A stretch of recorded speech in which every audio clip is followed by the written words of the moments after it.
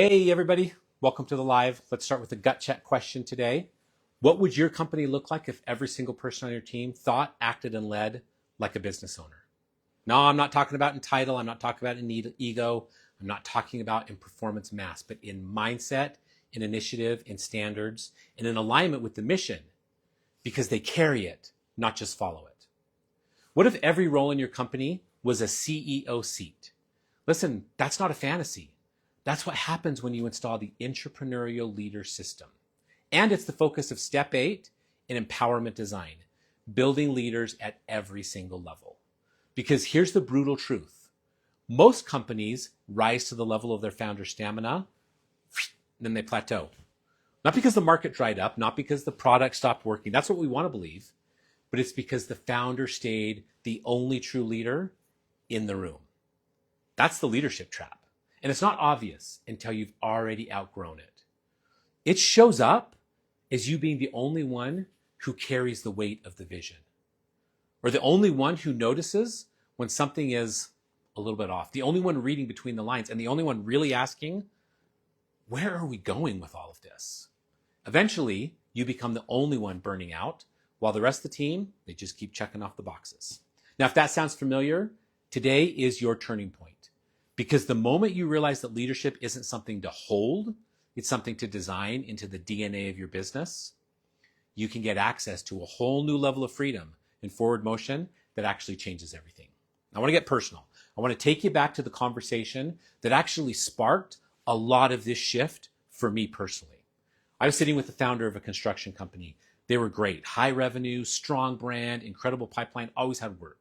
And I asked him one question. Who on your team is being built as your successor? And he just laughed like crazy. He said, I'm not going anywhere. And I said, that's not what I asked. Crickets, right? Because the truth is, most founders build teams that can support the work, but not teams that can sustain the weight of leadership. So the founder stays central, necessary, involved in every single major decision, at the top of every chain of command. Yeah, that looks like leadership, but it's really just a carefully managed dependency. And eventually that dependency is going to turn toxic. The team's going to stop thinking beyond what their task list is. And the culture becomes compliance-driven, not purpose-driven. Initiatives start to flatline and the founder starts dreaming about getting out. Not because they're done leading, but because they're tired of being the only one actually leading. That's where the entrepreneurial leader system comes swooping in to save the day. ILS is a shift from delegation to development, from performance to permission, and from having employees to cultivating leaders. Here's what most leadership programs get wrong. They teach theory, they teach motivation, and they teach frameworks that live in a beautiful binder that sits on a shelf and then dies in real life. ILS is different.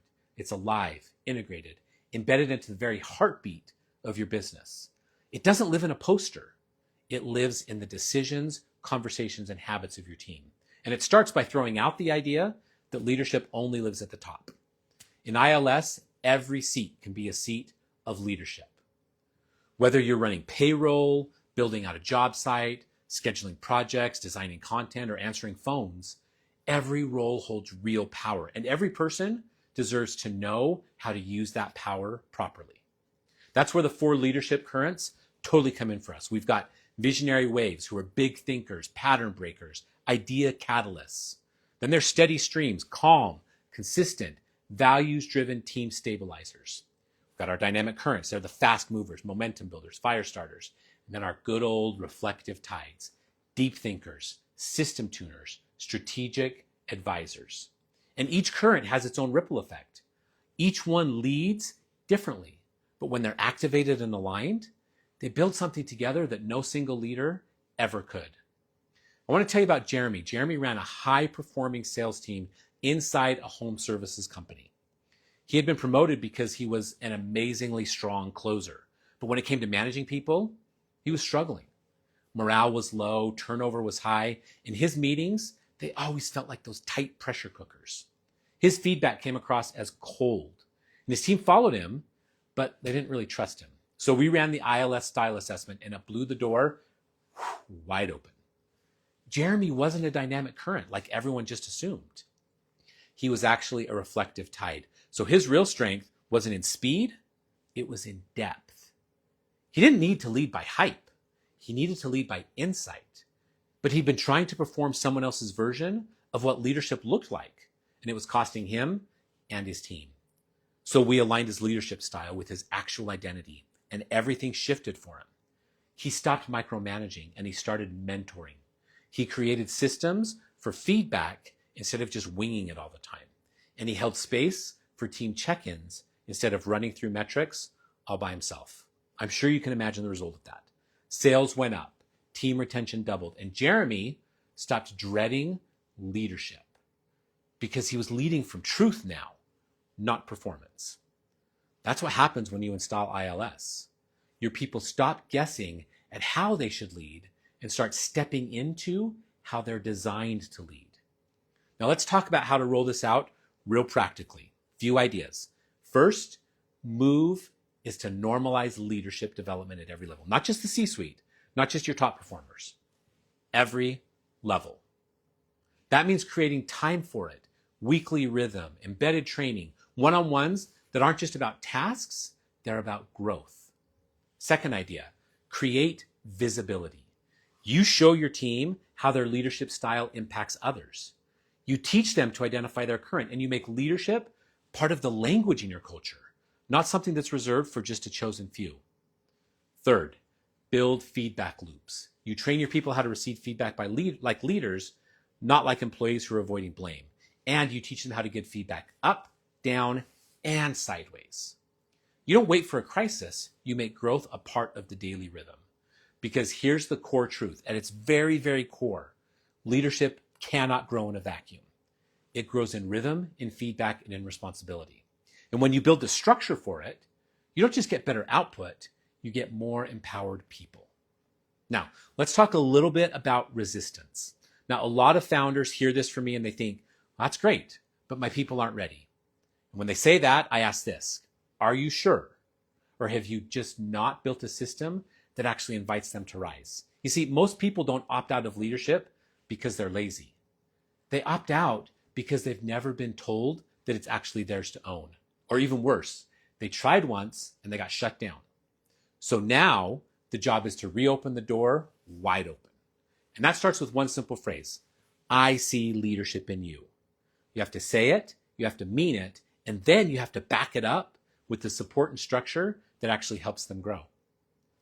Let me share what happened when one founder, we're going to call her Madison, rolled out ILS across her entire ops team. She had 2 office admins and a logistics lead who had never seen themselves as leaders. So we did their style profiles, and then we taught them on what it meant to lead inside their lane with their style. We shifted weekly check-ins from report back to me what's done to what are you owning? Now, one of them, who's a steady stream, she started leading a new onboarding process. Another one, who's a reflective tide, began tracking margin levers and reporting cost-saving ideas directly to leadership. And within 60 days, Madison went from saying things like, I'm the only one who thinks like a leader around here, to my team is outthinking me in the best way possible. And the company didn't just grow, it matured. Because that's what happens when you install leadership, not just in the hierarchy, but in the very culture.